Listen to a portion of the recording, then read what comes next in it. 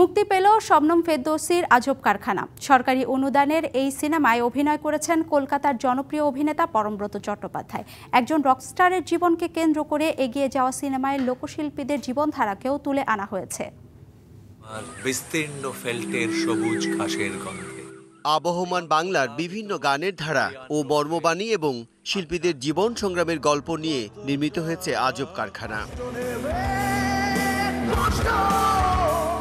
একজন রক স্টারের জীবনকে কেন্দ্র করে নির্মিত এই সিনেমাটি দেখতে রাজধানীর বসুন্ধরা সিনেপ্লেক্সে ছিল নানা বয়সী দর্শনার্থীদের ভিড়।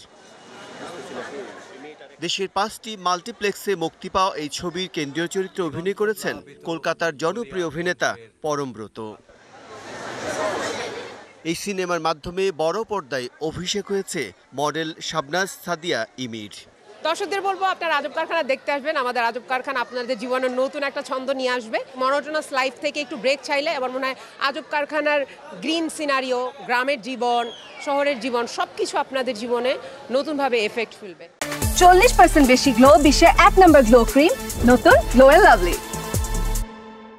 দর্শকরা বলছে গ্রাম বাংলার প্রান্তিক লোকশিল্পীদের জীবনধারা ভালোভাবেই উঠে এসেছে আজব কারখানায়। তো এই সিনেমাটা দেখলে যেটা মনে হবে যে একদম নিজেকে আলাদাভাবে খুঁজে বের করার যে প্রয়াসটা, আমাদের যে লোককথার যে গান, গ্রাম বাংলার যে গান, মাটির গান, সেই পুরনো জিনিসগুলো আমরা সিনেমার মাধ্যমে আজকে মনে হচ্ছে ফিরে পাবো।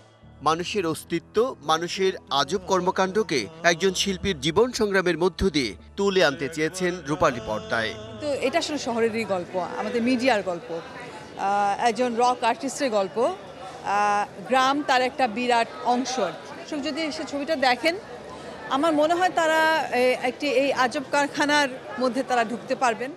আজব কারখানা প্রযোজনা করেছেন টেলিভিশন ব্যক্তিত্ব সামিয়া জামান।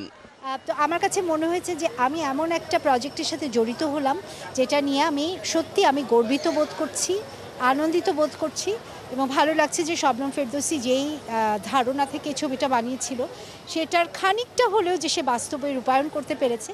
দেশে মুক্তি পাওয়ার আগেই আন্তর্জাতিক চলচ্চিত্র উৎসবে প্রদর্শিত হয়েছে ছবিটি, অর্জন করেছে আন্তর্জাতিক পুরস্কারও। Bijan Kumar Das, DBC news, Dhaka.